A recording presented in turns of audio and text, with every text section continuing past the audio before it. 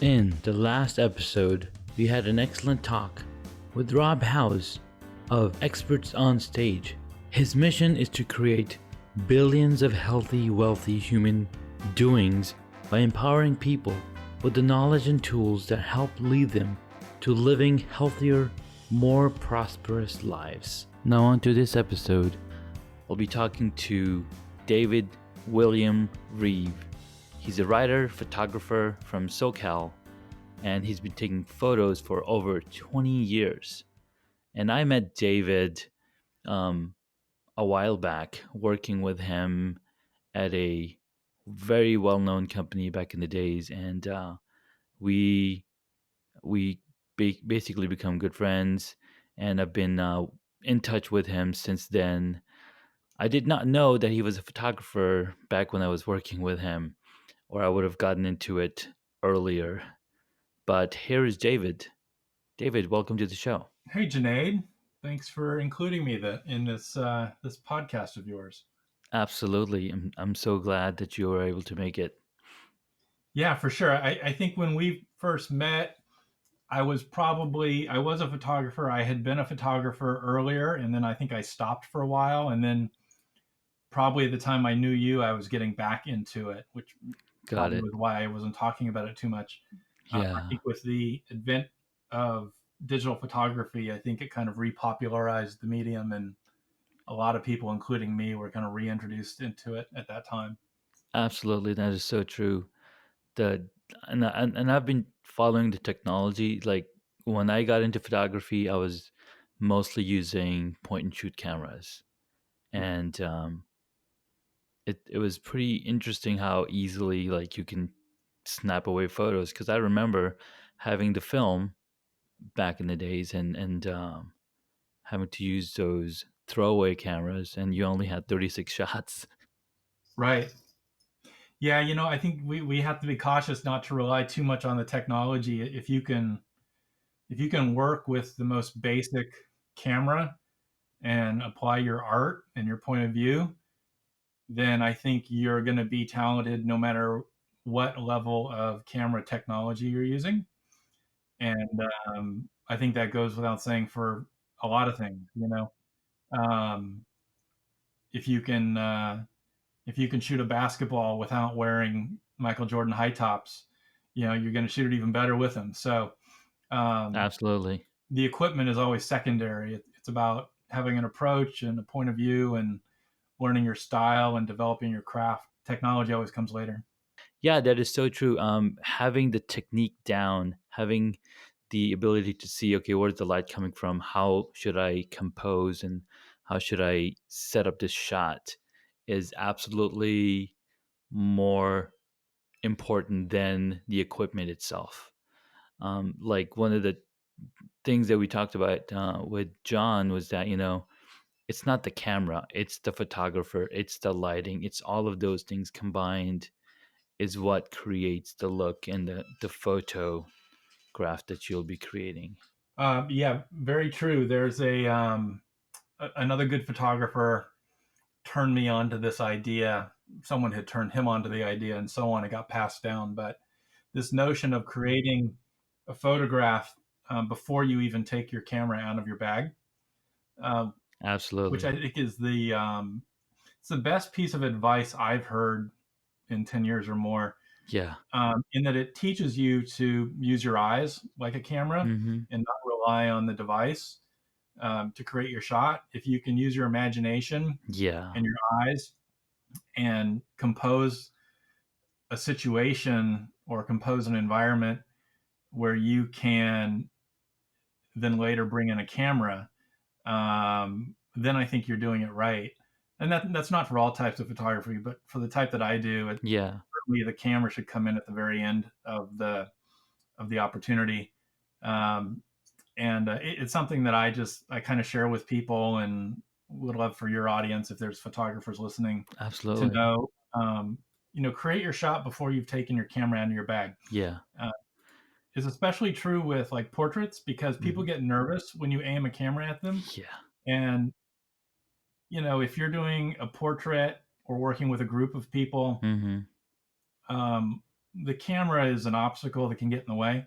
Yeah. Um, Try talking to them, make them comfortable, Yeah. look at them, study them. Um, I did one portrait once.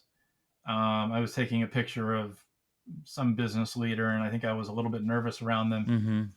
Mm-hmm. You always feel like you're wasting their time if you take too long Yeah. to get your shot. You know, they become impatient, they Mm-hmm. become nervous, and then it's just a bad scene Uh, for everyone. oh yeah, for sure. So I Absolutely. had taken this person's photo, and I had done it in such a rushed, quick fashion. Mm-hmm. I didn't even look at what I was taking a picture of, Yeah. and I was able to capture him. Mm-hmm. And then upon studying the photo, I realized that the collar of his shirt was inside out Oh. and it just looked sloppy because I had not taken the time to actually study my subject Mm-hmm. to make sure he didn't have any food in his teeth or to make sure his hair was combed or in this case to make sure that his collar was properly folded and under his sweater. Mm-hmm. Had I taken the time to study my subject and left my camera in the bag, Yeah. we would not have had this kind of feeling of being nervous and rushed and awkward. And it would have just been a casual conversation Mm-hmm. and we would have got things right. But anyway, that's where Photoshop comes in. So Yeah, smooth out that call. that's what I was gonna wonder. Like, did you did you erase it?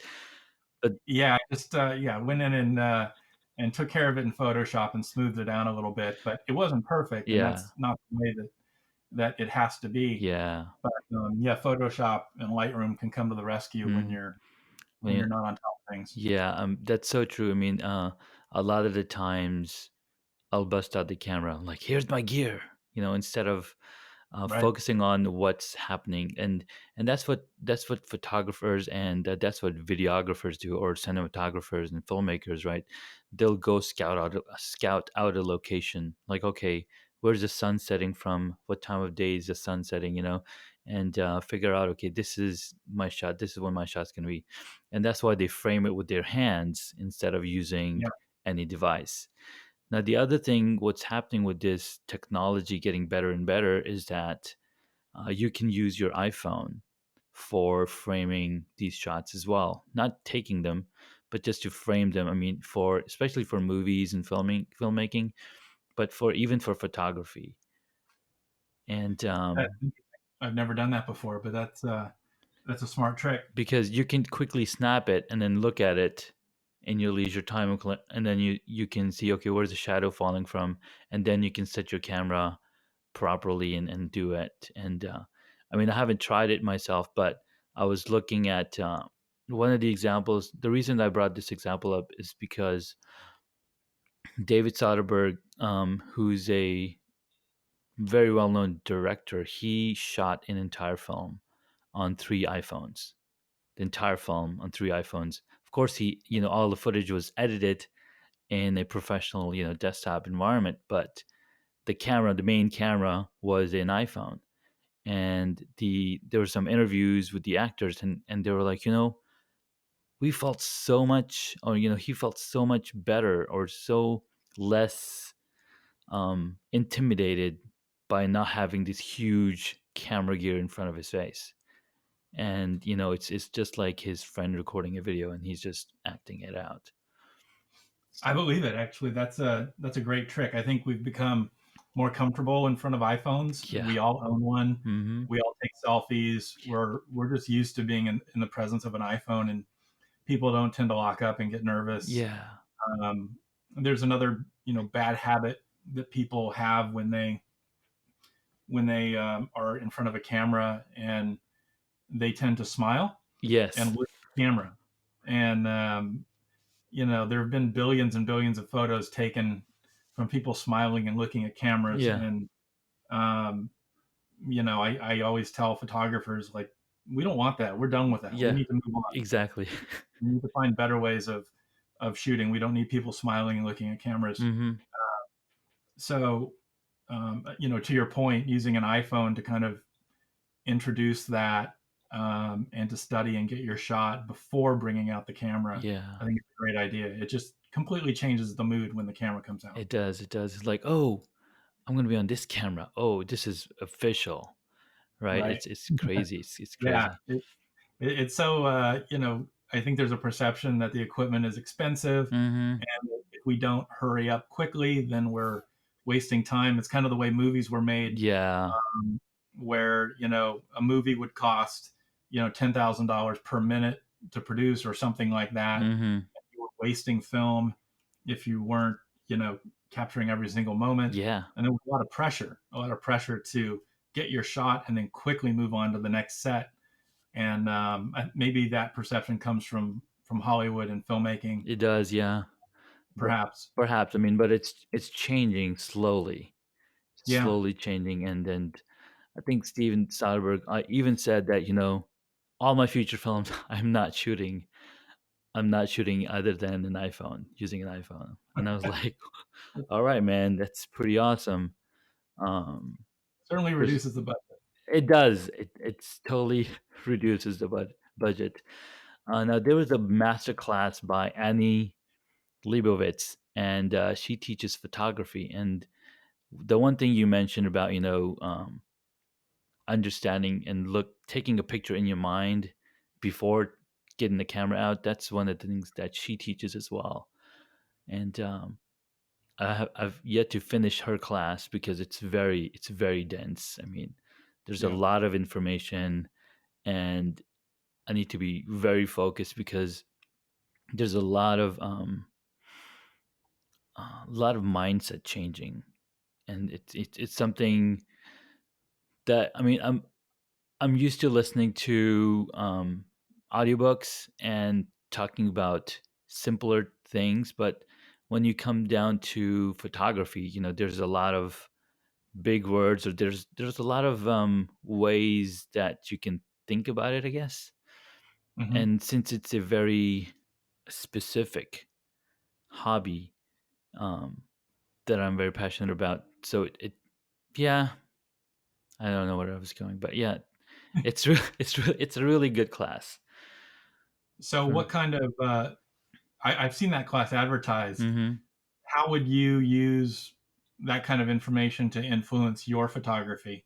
And what kind of things are you photographing these days? And what would you do with that information? Well, anytime I'm photographing my kids, right? Um, and that's most of the times that's what's happening, and I'm either photographing my kids, my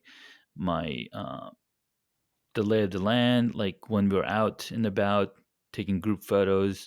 And I know she has a very defined look to her stuff. I mean, it's all professional, and it's all like she's taking photos of actors and scenes and whatnot. So I don't know, maybe some kind of integration of how do I make it Hmm. look intriguing, that it tells a story rather than just a photo of you know my kid standing in there. Right.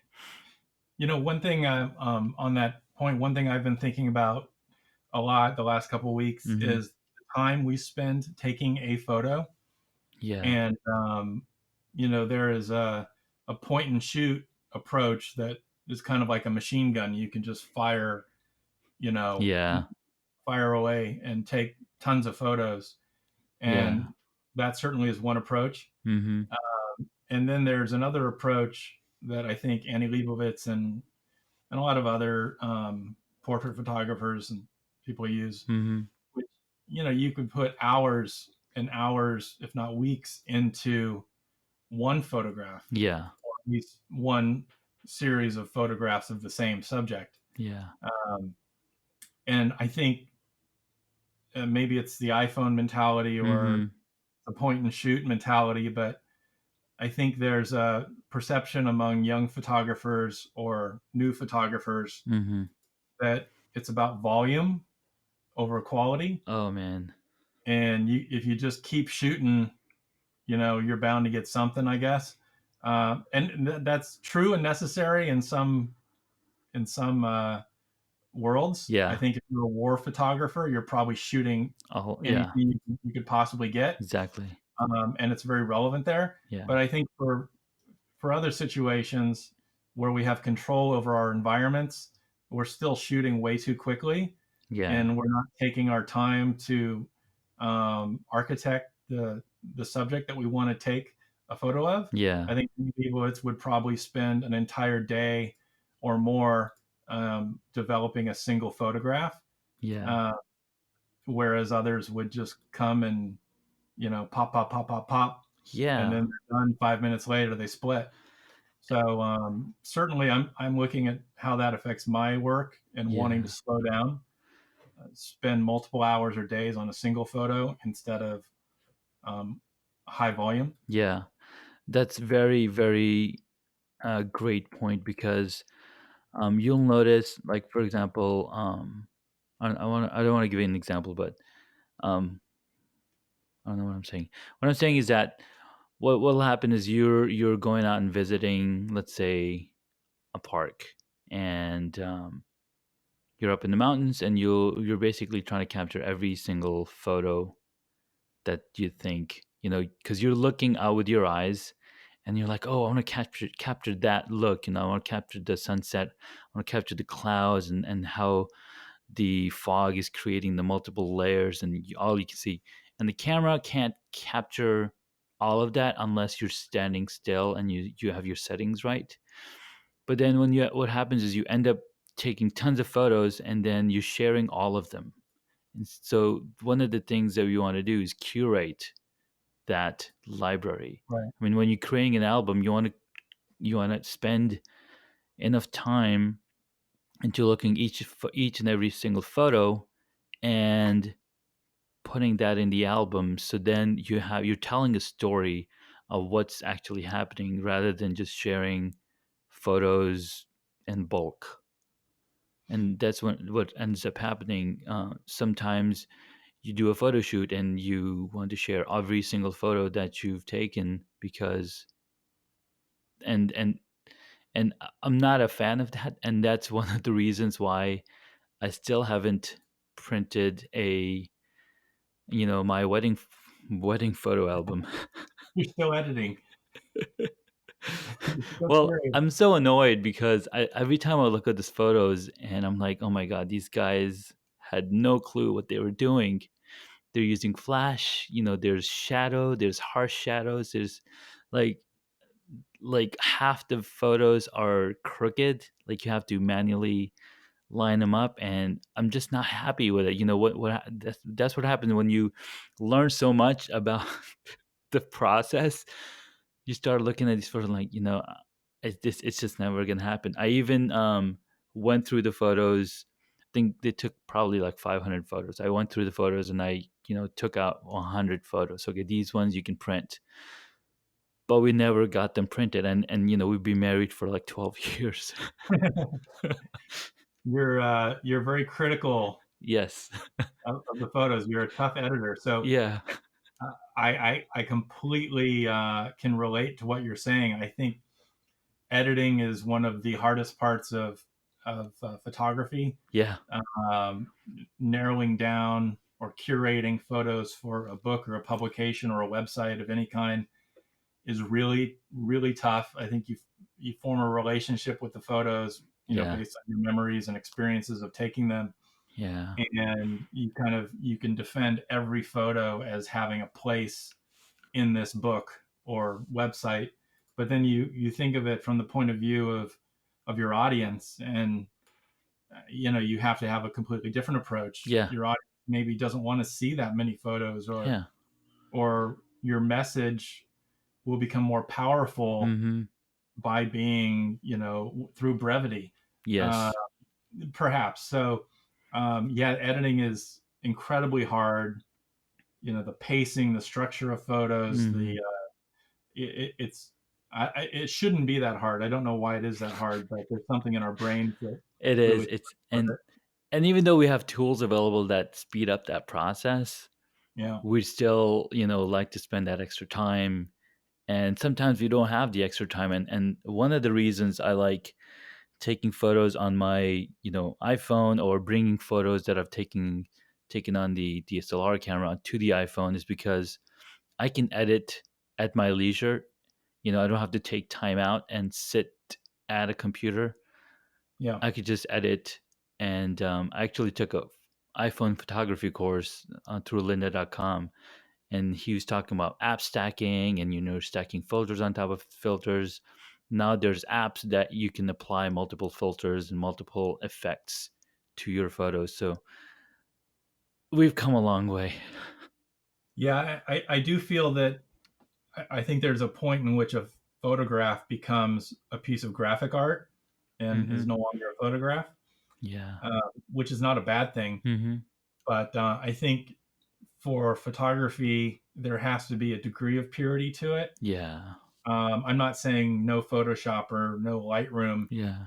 I think Lightroom does digitally what people used to do in the darkroom. Yeah. It just becomes easier. So I'm much more forgiving on Lightroom. Mm-hmm. Um, there's a point where we doctor photos to such a degree that I do believe personally that they cross over into no longer being a photograph. Yeah. They become graphic art, which Mm. is completely respected. Yeah. That's not an insult, Mm-hmm. but they leave the world of photography and they enter the Yeah. world of graphic art, Yeah. and and that's great. Totally true, and totally true, and that's why people, they're like, okay, this is my look, right? And then they create their own looks, and I don't know if I have a look yet. I'm still Yeah. finding that look and figuring it out. I mean, you spent many years and decades on it, so you have that eye, and every time I look at your photos, they're just grab me, and it tells a story Hmm. immediately. So that's really awesome. Yeah, I appreciate that. So I'm sort of on the documentary side of photography for Mm-hmm. most things. I do take pictures of my kids, and I do take pictures of trees and the outdoors and just about everything. But Yeah. if I had a style, it would probably be more documentary. I shoot a lot of black and white, Mm-hmm. um, and kind of very raw looking, either extremely underexposed or extremely overexposed in some cases, and that's kind of Yeah. been my style. If you're a fan of cinema of the 1970s and that kind of gritty look, that's Mm-hmm. probably where I would place a lot of my inspiration. Um, I love rock and roll photography from the 70s. Yeah. I love just gritty Mm-hmm. look. Um, and anyway, so I want to come back to a point you made about telling your story, and Yeah. when you had mentioned that you get 100 photos and they kind of lose their meaning, or I guess other people can look at them and interpret them Yeah. Different way. different ways than what you intended, and through curation you try to sculpt that story and convey a meaning to them. Yeah. um, One way people do it is through visual storytelling, or through Mm-hmm. writing, or writing poetry that goes with their photos, or Yeah. what have you. Adding the um, quotes on top. Adding quotes on top. I mean, a lot of people can, if you don't provide them with a narrative, um, or a piece of written journalism to go with it, people Yeah. can come to their own conclusions about what a photo um, is or means. And Yeah. quickly, when you said that, it kind of triggered a memory. But Mm-hmm. just to quickly share a story with your audience, Mm-hmm. I saw an amazing photograph on the cover of the LA Times Mm-hmm. many years ago, and I decided to send the photographer an email. Mm-hmm. And the photo was taken during a war. Okay. I think this was a war in Afghanistan. Yeah. And a few hours later, I received a response to my email, Nice. completely unaware that the photographer was still in Afghanistan Oh my God. and was still in the midst of war. And he was a Getty Images photographer out of Chicago, Yeah. and he had a satellite uplink that was attached to his laptop computer, Yeah. and he was sitting in a tent, with other soldiers at night, and he Mm-hmm. was uploading his photographs to Getty Images, where they would Yeah. be distributed to the press, including Yeah. the LA Times cover photo that I had seen. And the photo was amazing. It looked like an oil painting. He was following two medics that were jumping out of a helicopter and rushing into a battlefield to Yeah. rescue someone that had been shot. And there was smoke and dust everywhere from the helicopter. And this photographer was blindly following these two medics while he was Yeah. taking pictures, completely unaware of his own surroundings because he was looking through the camera at the time. And over a series of a week or two, we exchanged a lot of emails. Yeah. And he said that he had often taken photos for Getty, and there was one in particular, and people have accused him of trying to um, change the perceptions of war Interesting. through his photography. They've accused him of his photos being faked, or with people that are acting or performing for his camera in a certain way, that they're not Interesting. actual war photos. And Yeah.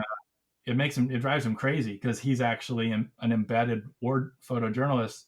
He's like, dude, I'm And out there doing this. yeah, and people will look at his photos and they'll say, well, that's fake, you staged that, you had the soldier carry the other soldier, and you and of course, this is what happens when you don't provide a narrative with your artwork, uh, Yeah. that other people can interpret it, and they bring their own biases and their own feelings into that. And they may or may not completely alter the narrative of what was actually going on, and it can be really destructive if Yeah. that happens. So I just want to share that story. But that's a great reason for everyone to provide a narrative with their photos, to write a story, do some journalism. Oh, And absolutely. you know Yeah, no, that's absolutely true. That is absolutely true, and the right way to go about it. I was reading actually the Winter Olympics a couple of years ago, and there was an article, and they were talking about how they were getting photos of the activities happening there immediately and ready to be published online or on a newspaper. And they're talking about tech that they were using, and the guys who were shooting out there, they're like, yep, we're hanging out here with 3 cameras or 4 cameras at some points. And they've got each camera's got a dedicated lens, 100 millimeter, 135, 35, and a 24, I guess. I can't remember. But they have those cameras connected to a local network, which is connected to gigabit, and sending those photos back to an editor sitting at the newsroom. it's And so amazing. they can immediately get those photos, run it through their process, edit them, and get them out to be published. And I was Isn't like, that amazing? wow, that is so amazing, because they're mastering, they're going over 3 4 different technological advancements, and going through multiple people just so they can get the best images possible. Yeah, yeah. That's Wi-Fi is a beautiful thing, right? Oh my god, yeah, This absolutely. this photographer in Afghanistan was, I think he actually plugged a satellite dish, a small portable satellite dish, into probably like a USB output or something on his computer, because Yeah. because Wi-Fi wasn't available there. But yeah, it's amazing the speed in which we can do it. Yeah.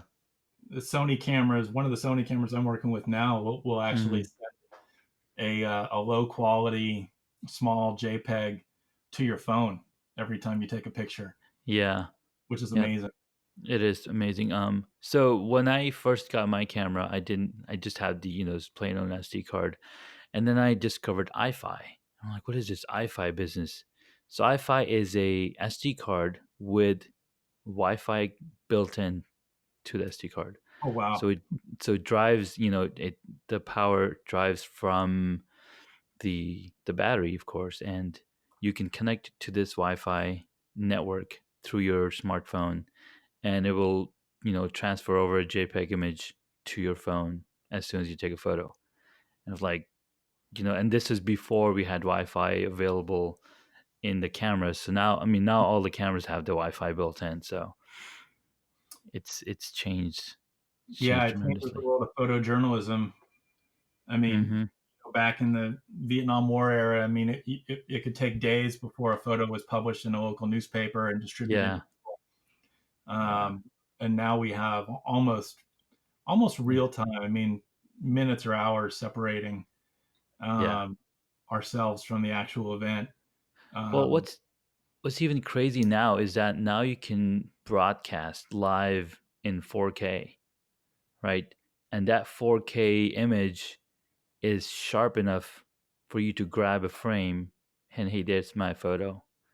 And you can apply edits to it, and you're good to go. Because a yeah, lot of people, sorry, I do wonder if video is going to replace photography one day, and that we're just going to grab frames of video. I don't know. Because the thing with photography is that you can have the bokeh effect in photography. In video, you can also, but the dynamic range is the one thing that videos almost there. I mean, you would need some really high end equipment to get the dynamic range in a video that you can already do in photo, in low cost DSLR Mhm. cameras, even smartphones. In fact, when we were up in the mountains last week, I was taking photos with my DSLR, and then I would take photo with my iPhone, and the photo from the iPhone, because it's defaulting HDR, looked so much better. I Oh, was like, right. why am I even carrying around this DSLR? Yeah, very true at times. I mean, the iPhone is the world's most popular camera right now, right? I It mean, is absolutely it's for the portable. past. The battery lasts forever. Mm-hmm. It lasts longer than the camera. Yeah, Um, I still don't think we have good quality zoom, and the functionality you get obviously on a DSLR is oh yeah, uh, much higher quality. greater. But look, it's improving with every generation of phone, It and is, yeah. I know Canon and Sony and Nikon and all these are probably losing a lot of sleep, hoping that they don't lose touch with younger photographers who Yeah, are going to grow up with a Samsung yeah, or an iPhone exactly. being the only camera that they ever need. So, Hmm. Yeah. um, I hope that's not the way it is, Well, but it maybe. it what happened what ends up happening is that we become more specialized as photographers using high end equipment, so we can demand a higher price for our work. Because sure, anybody can take a photo, anybody can shoot a video with their smartphone. Yeah, But if you want quality, if you want the experience behind creating that imagery, you're gonna every single time you're gonna hire a professional photographer. So um, going I think so. forward, that's gonna be the same situation. I think there are. So I put I put photographers in kind of two categories. There's two types of Hmm. photographers, Yeah. and probably the casual iPhone user falls into one of the categories. But I think Hmm. there's good photographers who take photos of amazing things, Yeah. and I think there's amazing photographers that take pictures of ordinary things and make them look Mm. amazing. And I think you know to give you an example, Hmm. um, I think I'm an ordinary photographer or a good photographer who takes pictures of amazing things. So Yeah. I'll spend time with my subject. I'll Yeah. spend time. I'll spend months and months preparing Mhm. for an opportunity to shoot a photo or a series Yeah. of photos. Yeah. I'll try to get access to places like the prison piece that I sent you. Mhm. Doing photography inside a prison is not an easy thing to do. So No. your typical, person with an iPhone in your pocket is not going to have an opportunity. They're not going to find that opportunity No, they're not. Yeah. or create that opportunity through months of hard Yeah. work. Mm-mm. I think an iPhone is going to be more of a reactionary device. It They is. pull it out of their pocket when Yeah. there's an opportunity to take a picture, and it's great. Mhm. But I think photographers um, are always going to have an upper hand, not only with the quality of the equipment, but they're going to have an Mhm. upper hand in the work that they're willing to put in to get Yeah. a great photo or series of photos. And Absolutely. an iPhone person is not going to do a gallery show. An iPhone person is not going to, create probably a series of works of art. It's a Yeah. reactionary device that takes awesome photos and videos. Yeah. Uh, I don't know that, aside from a couple of the examples you've given of filmmakers, I don't Mhm. know that people are putting a lot of time, No. research, work, labor, travel into creating iPhone pictures. There are No. some, but not many. Yeah. That is very true. That is absolutely true. There was actually a story about a photographer who was hanging around Himalayas for 3 days, or maybe even longer, just to capture a photo of a snow leopard. He was just hanging out in the camp, and it's snowing, and he's up there. It might have been more than 3 days, might have been 3 weeks. I don't remember the exact story, but he was there for a while before he was able to capture that one photo. And that's the photographer for you. Yeah, that's amazing, and it's that type of planning and preparation Mm-hmm. that I think separates professional photographers from your hobbyist, or your not hobbyist, but Everyday someone, amateurs. someone that just, Yeah. yeah, everyone else, someone that's just taking pictures at a birthday party with their iPhone.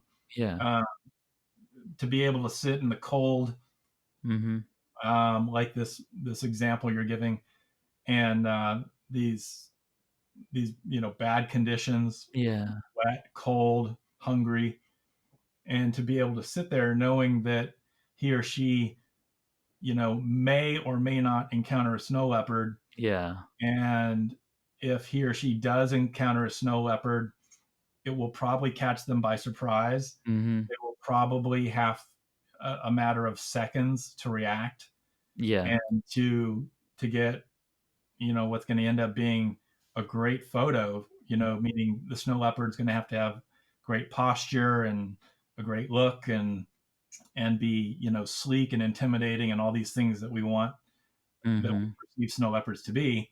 Yeah. That's that exact moment is it's like winning the lottery in some Yeah. ways. It It's absolutely is. you don't have a lot of control. You just kind of hope it happens, and Yeah. when it does happen, you hope that you've got your camera focused on it and you can take a Yeah. picture. Yeah.